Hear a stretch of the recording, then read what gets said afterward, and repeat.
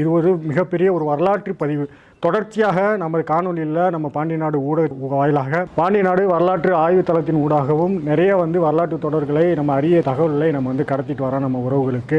அதைத் தொடர்ந்து இன்று நாம் பார்க்குற இந்த சிறப்பு வரலாற்று தொடர்பிலிருந்து உலகெங்கும் வேறுபரப்பி வாழ்கிற மல்லர் என்கிற பேர் இனத்திற்கு இது ஒரு புதிய செய்தியாக நாங்கள் வெளியிடுவதில் உண்மையிலே மகிழ்ச்சி அடைகிறோம். காலேஜ் எம்எஸ்சி படிக்கிறப்ப தான் இப்படி தோணுச்சு, இதில் என்ன இருக்குது அப்படின்னு தெரிஞ்சுக்கலான்ட்டு தோணுச்சு. அதுக்கடுத்து இதை யார்கிட்ட கேட்கலாம் அப்படின்னு சொல்லிட்டு எங்கள் அண்ணன்கிட்ட கேட்டு அவங்க மூலியமா இங்கே பாண்டிய நாடு ஊடகத்தின் உதவியுடன் தொல்லியல் ஆய்வாளரை நாங்கள் பார்த்தோம்.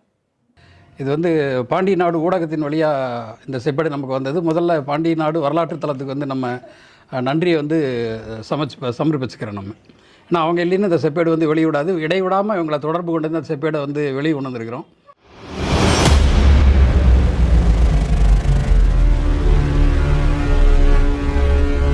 அப்போ ஒரு வைத்தியன், அரசவை சேர்ந்த ஒரு வைத்தியர் சொல்லியிருக்காரு, இந்த மாதிரி சூரங்குடியில்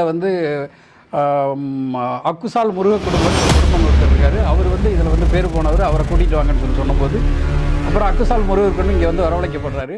அந்த அக்குசால் முருக குடும்பம் ஒன்றிரி சேவகம் செய்து கொண்டிருந்ததா இந்த செப்பு பட்டயம் சொல்லுது. இந்த ஒன்றிரி சேவகம்னா என்ன அப்படின்னா, ஒரே ஆள், ஒரு தனியால் ஒரு 100 பேரை வீழ்த்துறது. போர்லேயோ மற்ற கலகங்கள்லையோ சண்டைகள்லையோ ஒரு தனியால் 100 பேரை யார் வீழ்த்துறாங்களோ அவங்களுக்கு அந்த ஒண்டேரி அப்படிங்கிற பட்டம் கொடுக்கறது.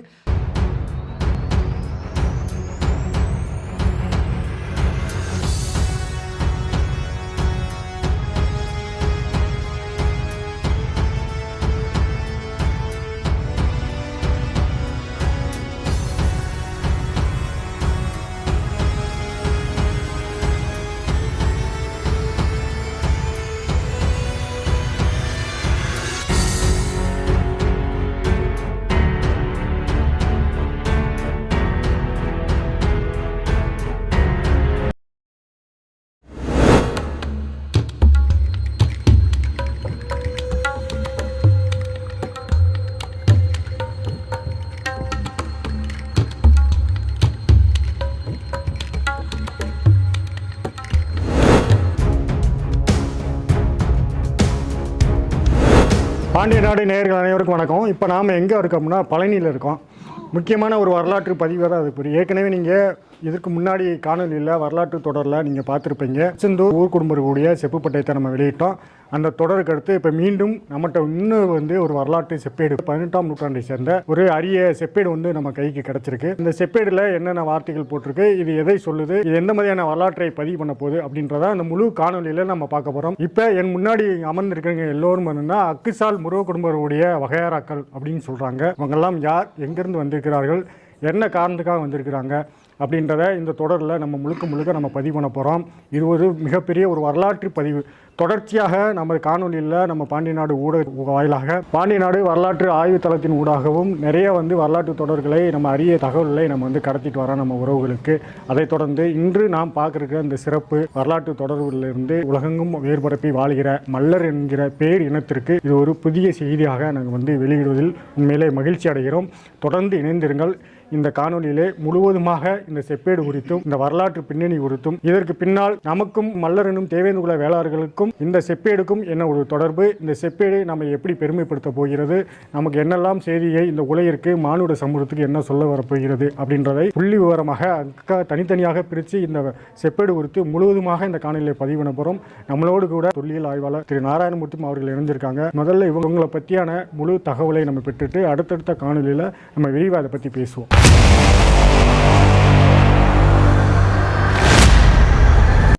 எல்லாத்துக்கும் வணக்கம்.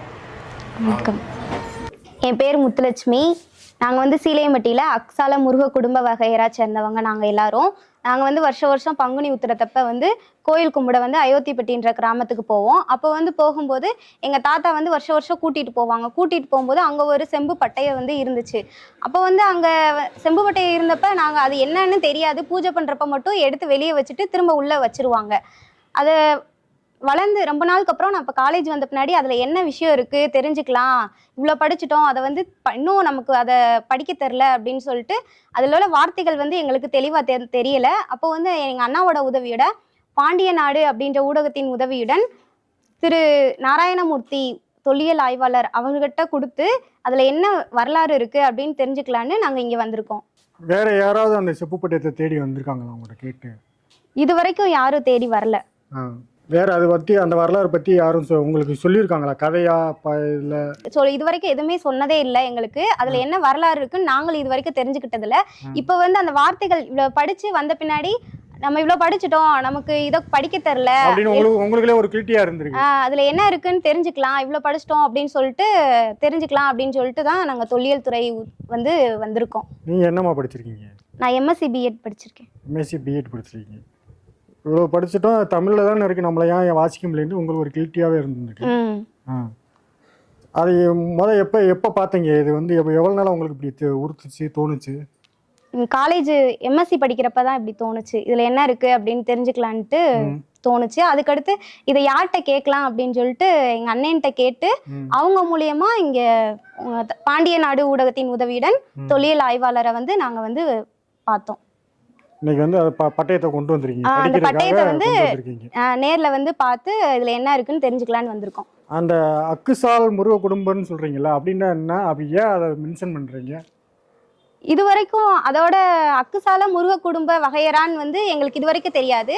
எங்களை வந்து இப்ப வந்து அக்குசால அப்படின்ற பேர்னா இந்த குடும்பத்தை சார்ந்தவங்க, இவங்களோட பொண்ணு முத்துலட்சுமி அப்படின்னு சொன்னாதான், ஊர்ல வந்து அக்குசால அப்படின்னு சொன்னாதான் ஓ இவங்க இந்த வீட்டை சார்ந்தவங்க, இவங்களோட பொண்ணு அப்படின்னு தெரியும் மத்தவங்களுக்கு. இப்ப நீங்க இருக்கிற பூரா எல்லா அண்ணன் தம்பி ஒரே ரத்த வழி சொந்தம். ஒரே ரத்த வழி சொந்தம். அக்கிசால வகையறாக்கள் அப்படின்னு சொல்லுவாங்களா, இல்ல அக்கிசாலன்னு சொல்லுவாங்க? அக்கிசால கூட்டம் சொல்லுவாங்களா, வகையறான்னு சொல்லுவாங்க? அக்குசால குடும்பம் வகையறா அந்த மாதிரி சொல்லுவாங்க. அந்த குலசாமின்னு சொல்றீங்களா, அந்த குலசாமி கரெக்டா எக்ஸாக்ட் எங்க இருக்கு?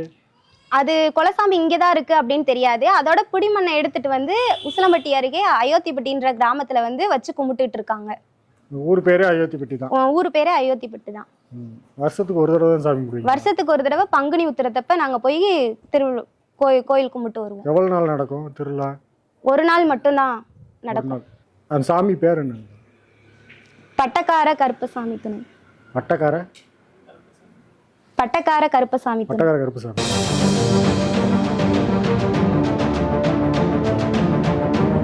மதுரை அயோத்திப்பட்டியை சேர்ந்த குடும்பர்கள் வந்து இந்த செப்பேட்டை வாசித்து அது என்ன இருக்குதுன்னு சொல்லி கேட்டிருந்தாங்க. இது வந்து பாண்டிய நாடு ஊடகத்தின் வழியாக இந்த செப்பேடு நமக்கு வந்தது. முதல்ல பாண்டிய நாடு வரலாற்று தளத்துக்கு வந்து நம்ம நன்றியை வந்து சமர்ப்பிச்சுக்கிறோம் நம்ம. ஏன்னா அவங்க இல்லைன்னு இந்த செப்பேடு வந்து வெளியிடாது, இடைவிடாமல் இவங்களை தொடர்பு கொண்டு இந்த செப்பேடை வந்து வெளியே கொண்டு வந்திருக்கிறோம். இது வந்து 18ஆம் நூற்றாண்டு எழுதப்பட்ட ஒரு செப்பேடு. ராமநாதபுர சமஸ்தானத்தினுடைய முதலாவது முத்துராமலிங்க சேதுபதி அவர் எழுதின செப்பேடு இது. அவரும் மதுரைக்கு வந்து அரசுரிமை கொண்டாடிய திருமலை நாயக்கர், அது இரண்டாவது திருமலை நாயக்கர், இவர் பேர் வந்து பங்காரு திருமலை, அவருடைய உண்மையான பேர். அந்த இரண்டாவது திருமலை நாயக்கரும் இணைந்து எழுதிய செப்புப்பட்டயம் இது.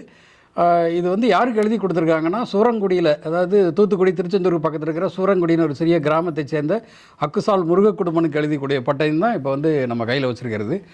இதனுடைய நம்ம மேல் விவரங்களை பார்ப்போம்.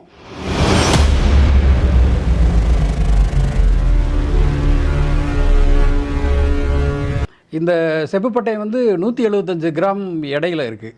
அதே மாதிரி 22க்கு 13.5 சென்டிமீட்டர் அளவுகள் இந்த செப்புப்பட்டயம் இருக்குது. செப்புப்பட்டயத்தினுடைய முன்பக்கம் பின்பக்கம் வந்து ஏறக்குறைய 52 வரிகளில் 18ஆம் நூற்றாண்டு தமிழில் சில எழுத்துப்பிழைகளோட கொச்சை தமிழில் வந்து இந்த செப்புப்பட்டயம் வந்து எழுதப்பட்டிருக்கிறது. இதனுடைய தொடக்கம் வந்து செப்புப்பட்டயத்தினுடைய தொடக்கம் வந்து ராமஜெயம்னு முடியுது. அது மாதிரி முடியறது வந்து குருபாதம் துணை அப்படின்னு சொல்லி இந்த செப்புப்பட்டயம் வந்து முடியுது. இதுதான் இந்த செப்புப்பட்டயத்தினுடைய மேலோட்டமான செய்தி. இதுதான் இது வந்து நான் ஏற்கனவே சொன்ன மாதிரி இந்த செப்புப்பட்டயம் யார் கொடுத்ததுன்னு சொன்னேன், யார் இந்த செப்புப்பட்டயத்தை வாங்கினாங்க அப்படிங்கிறதையும் சொன்னேன். இது என்ன காரணத்துக்காக இந்த செப்புப்பட்டயம் எழுதப்பட்டது அப்படிங்கிறது இப்போ நம்ம வந்து பார்ப்போம். அதுக்கு முன்னாடி இந்த வரலாற்று பின்னணியை வந்து நம்ம முதல்ல தெரிஞ்சுக்குவோம். இது வந்து எல்லாருக்கும் தெரிஞ்ச ராமநாதபுர சமஸ்தானம் வந்து சேதுபதியினுடைய ஆட்சியில் கீழே இருந்தது. அந்த சேதுபதிகளினுடைய ஆட்சியில் கீழே இருந்த முதலாவது முத்துராமலிங்க சேதுபதி தான் அந்த செப்புப்பட்டயத்தில் வந்து வழங்கியவர். செப்புப்பட்டயத்தை எழுதினவர் அவர் தான். இவர் வந்து தன்னுடைய 11வது மாதத்திலே பிறந்து 11வது மாதத்திலே பட்டம் சூட்டப்பட்டவர் இவர்.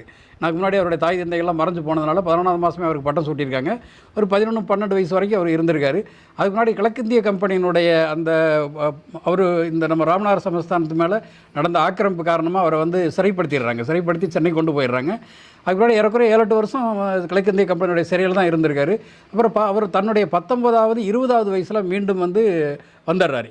இங்கே ராமநாதபுரம் சமஸ்தானத்துக்கு வந்துடுறாரு. அவர் வந்தபோது அவருக்கு வந்து முத்துர்லப்ப பிள்ளை அப்படிங்கிற ஒரு அமைச்சர் வந்து அவர் திருநெல்வேலி சேர்ந்தவர். இந்த முத்துர்லப்ப பிள்ளை அந்த அமைச்சர் வந்து அவருக்கு வந்து உதவியாக இருந்திருக்காரு. இந்த ராமநாதபுரம் ஏன்னா இவர் இளைஞராக இருந்ததுனால ராமநாதபுரம் சமஸ்தானத்தினுடைய நிர்வாகத்தை அவர் வந்து முத்துர்லப்ப பிள்ளை பார்த்துருக்காரு. இந்த முத்துர்லப்ப பிள்ளை வந்து வரலாற்றில் ஒரு பேர் போன அமைச்சர் இவர். இவங்க 2 பேருனுடைய முயற்சியில் தான் இந்த செப்பு பட்டயம் வந்து எழுதப்பட்டிருக்குன்னு சொல்லலாம். அவர் இளைஞராக இருந்தபோது, இந்த முத்துராமலிங்க சேதுபதி இளைஞராக இருந்தபோது அவர் வந்து நோய்வாய்ப்பட்டிருக்காரு.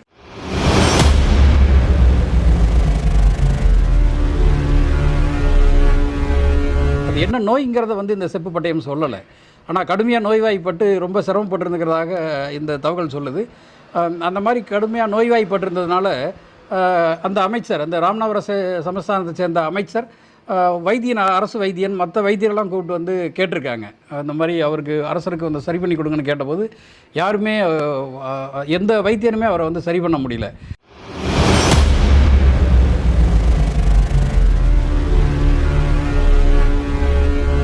அப்போ ஒரு வைத்தியன், அரசவை சேர்ந்த ஒரு வைத்தியன் வந்து சொல்லியிருக்காரு, இந்த மாதிரி சூரங்குடியில் வந்து அக்குசால் முருக குடும்பம் ஒருத்தர் இருக்கார், அவர் வந்து இதில் வந்து பேர் போனவர், அவரை கூட்டிகிட்டு வாங்கன்னு சொன்னபோது அப்புறம் அக்குசால் முருகர் இங்கே வந்து வரவழைக்கப்படுறாரு.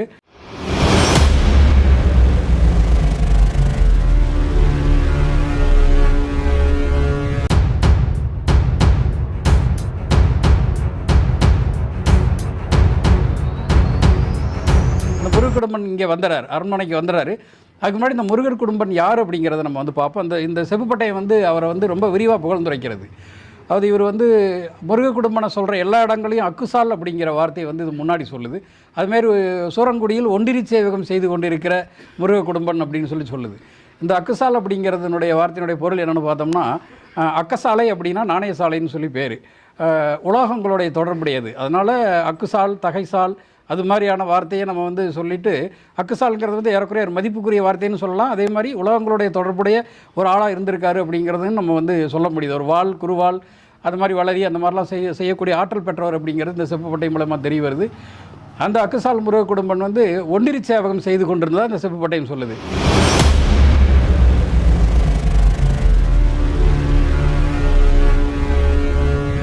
இந்த ஒண்டிரி சேவகம்னா என்ன அப்படின்னா, ஒரே ஆள், ஒரு தனியால் ஒரு 100 பேரை வீழ்த்துறது.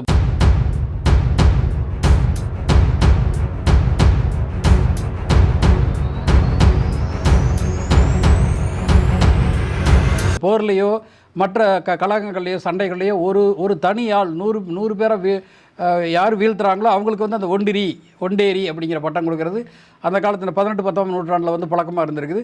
அந்த பட்டத்தை வந்து இவர் வந்து வாங்கியிருக்காரு. அதனால் அக்குசால் ஒண்டேரி சேவகம் முருக குடும்பம் அப்படின்னு தான் அவரை வந்து இந்த செப்பேடு வந்து புகழ்ந்துரைக்கிறது. அதை வந்து நம்ம தெளிவாக பார்த்துருக்குறோம். இந்த ஒண்டேரி சேவகம் செய்து கொண்டிருந்ததுனாலையும், இந்த மாதிரி வைத்தியத்தில் அவர் வந்து கொஞ்சம் பேர் போன இருந்ததுனாலையும், இந்த ராமநாதபுரம் சமஸ்தானத்துக்கு வந்த பின்னாடி அவர் வந்து இந்த முருக குடும்பம் அவங்கக்கிட்ட சொல்லி வைத்தியத்துக்கு ஏற்பாடு பண்ணுறாரு. அந்த என்ன வைத்தியம் அப்படின்னா, ஒரு 50 சிட்டுக்குருவிகள், இது வந்து அடைக்கலம் சிட்டுன்னு இந்த செப்பேடு சொல்லுது. அடைக்கலம் சிட்டுக்குருவிகள் 50 சிட்டுக்குருவிகளையும் தாய்ப்பால் 2 மனுஷர் பால்னு சொல்கிறாங்க. தாய்ப்பாலையும் வந்து கலந்து ஒரு சூரணமும் ஒரு பருப்பமும் செய்கிறாரு. பசுப்பம்னு சொல்கிற மாதிரி அது 2ஐயும் செஞ்சு அரசருக்கு வந்து சாப்பிட கொடுக்குறாரு. அது அந்த சிகிச்சைக்கு பின்னாடி அது தாது பரீட்சை அப்படின்னு சொல்லி இந்த செப்பேடு சொல்லுது. அது அந்த சிகிச்சைக்கு பின்னாடி அரசர் குணமாகுது. அதனால் அவங்க ரொம்ப மகிழ்ச்சி அடைஞ்சிடுறாங்க, அந்த அரசரும் அமைச்சரும். முதலாவது முத்துராமலிங்க சேதுபதியும் அந்த அமைச்சர் முத்துர்லப்ப பிள்ளையும் வந்து ரொம்ப மகிழ்ச்சி அடைஞ்சிடுறாங்க. இவருடைய நாம் ஏற்கனவே சொன்ன அந்த முருக குடும்பனுடைய பல திறமைகளையும் கேள்விப்பட்டு அவர் ஒண்டேரி சேவகம் செஞ்சு கொண்டு இருந்ததுனால, எங்களுடைய சமஸ்தானத்தில் ராமநாதபுரம் சமஸ்தானத்தில் வந்து ரொம்ப காலமாக ஒரு பிரச்சனை தீர்க்க முடியாமல் இருந்திருக்கு, இந்த இடங்கை வழங்கைங்கிற ஒரு பிரச்சனை இருக்குது, நீங்கள் வந்து அதை தீர்த்து கொடுங்க எங்களுக்குன்னு சொல்லி அவர்கிட்ட விண்ணப்பம் பண்ணுறாங்க. அப்போ வந்து அவர் வந்து ஏற்றுக்கிறார், அந்த வேண்டுகோளை வந்து அவர் வந்து ஏற்றுக்கிறார். இந்த இடங்கை வழங்கை பிரிவுங்கிறது வந்து ரொம்ப சோழர் காலத்திலேருந்தே ஒரு பேர் போன பிரிவு.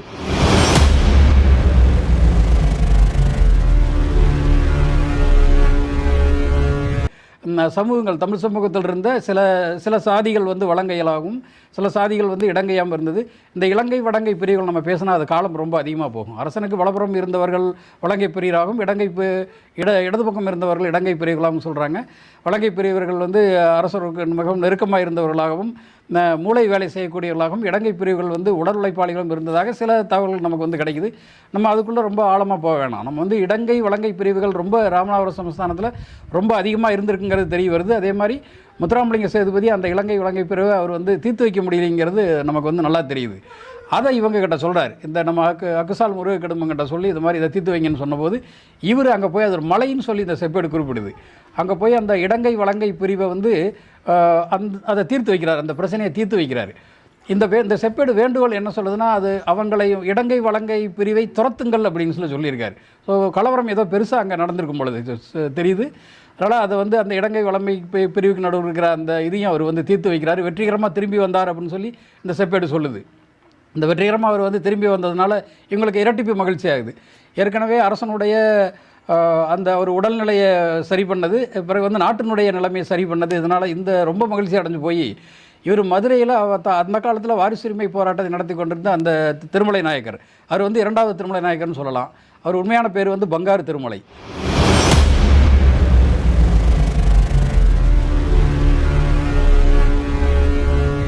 அவருடைய உதவியோட அவர் வந்து அப்போ வந்து சந்தா சாஹிபு அந்த மாதிரி கிழக்கிந்திய கம்பெனியெல்லாம் மதுரையை ஆக்கிரமிச்சுக்கிட்டு இருந்த பீரியட் அது, அந்த காலம் அது.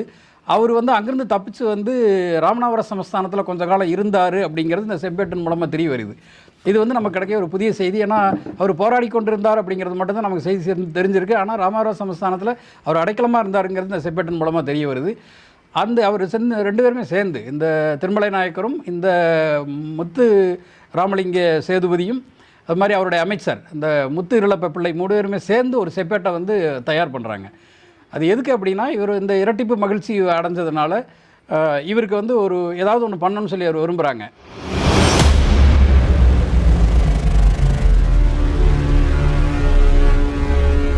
அது என்ன சொல்கிறாங்கன்னா, ஒரு 12 லட்சம் பொன் கொடுத்துருக்குறாங்க. அது 18ஆம் நூற்றாண்டில் ஒரு 12 லட்சம் பொண்ணுங்கிறது வந்து ரொம்ப அளவுக்கு அதிகமான பொண்ணு. அதை வந்து தங்களுடைய நன்றி கடனாக அவருக்கு வந்து அந்த அக்குசால் முருகன் குடும்பனுக்கு வந்து அவங்க வந்து செலுத்தியிருக்கிறாங்க. அதோடு இல்லாமல் அந்த 12 லட்சம் பொண்ணு இல்லாமல் வேறு சில ஏற்பாடுகளும் அவருடைய வாழ்வாதாரத்துக்காக வேண்டி, இந்த முருக குடும்பனுடைய வாழ்வாதாரத்துக்காக வேண்டி சில ஏற்பாடுகளாக இது வந்து செஞ்சுருக்கிறாங்க. அது என்னென்னா, இவர் வந்து அந்த மதுரை பகுதியிலையும் அது மாதிரி ராமநாதபுரம் சமஸ்தானத்திலும் இருந்த 48 கிராமங்கள், மொத்தமாக 48 கிராமங்கள்னு சொல்லு.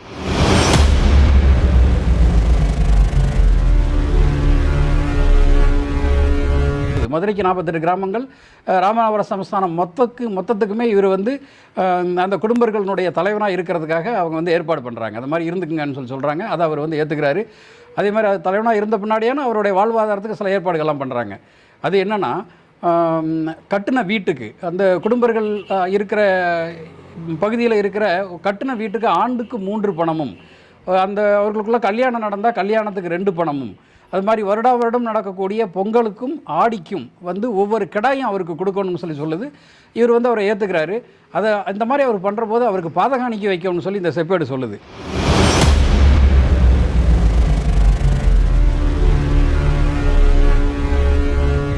அப்படி அதை சொல்லிட்டு இந்த அரசர் என்ன சொல்கிறாருன்னா, இந்த மாதிரி பாதகாணிக்கை ஏற்றுக்கிற போது கூடவோ குறையவோ பாதகாணிக்கை இருந்தால் நீங்கள் வந்து ஏற்றுக்குங்க அப்படின்னு சொல்கிறாரு.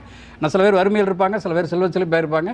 எப்படி இருந்தாலும் உங்களுக்கு வந்து பாதகாணிக்கை இருக்கிற போது அது கூடவோ குறையாக இருந்தால் அதை பொருட்படுத்தாமல் ஏற்றுங்க அப்படின்னு சொல்கிறாங்க. அதையும் வந்து அக்குசால் முருக குடும்பம் ஏற்றுக்கிறாரு. இவ்வளோ ஏற்பாடுகளை வந்து அவருக்கு வந்து பண்ணி வைக்கிறாங்க.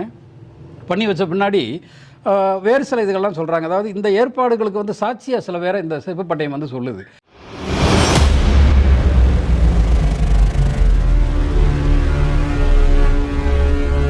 அது யார் சாட்சி அப்படின்னு சொன்னால், அந்த காலத்தில் புதுக்கோட்டை தொண்டைமான் வம்சத்தை சேர்ந்த அந்த சிவத்தம்பி, அவர் அந்த காலத்தினுடைய கர்த்தர், அந்த காலத்தினுடைய அந்த புதுக்கோட்டையினுடைய கர்த்தர், அவர் அரசர். அவர் இந்த செப்பு பட்டயத்தில் வந்து சாட்சியாக வந்து கையெழுத்து போட்டிருக்காரு. அதுக்கு முன்னாடி திருப்புவனத்தை சேர்ந்த பழனியா பிள்ளை, அவர் ஒரு முக்கியஸ்தர். அவர் இந்த பழனியா பிள்ளை இந்த செப்பு பட்டயத்தில் கையெழுத்து போட்டிருக்காரு. அது மாதிரி முத்து சேர்வைக்காரன் அப்படி அவர் இந்த செப்பு பட்டயத்தில் வந்து கையெழுத்து போட்டிருக்காங்க. அது மாதிரி 3 முக்கியஸ்தர்களும் இந்த மாதிரி சில பேரும் சேர்ந்து இந்த மாதிரி செப்பு பட்டயத்தை தயார் பண்ணி கொடுத்துருக்குறாங்க. கொடுத்துட்டு சில சாபங்களை சொல்கிறாங்க. இந்த செப்பு பட்டயம் காலங்காலமாக போகணும்,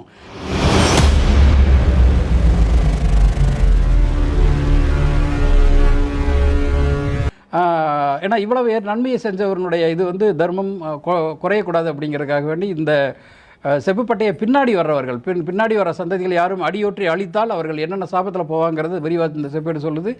அதாவது பிராமணாலை கொன்ற தோஷத்திலும் காராம்பசுவை கொன்ற தோஷத்திலும் இந்த செப்புப்பட்டயத்துக்கு கேடு விளைப்பவர்கள் வந்து அடைவார்கள் அப்படின்னு சொல்லுது. அதற்கு பின்னாடி மீனம்பால் துணை அப்படின்னு ஒரு வார்த்தை சொல்லுது. மீனம்பால் துணை, அது மாதிரி குருவாதம் துணை அப்படின்னு சொல்லி முடியுது. இதோடு இந்த செப்புப்பட்டை முடியுது. இந்த செப்புப்பட்டயம் வந்து சில வரலாற்று செய்திகளை வந்து நமக்கு வந்து சொல்லுது.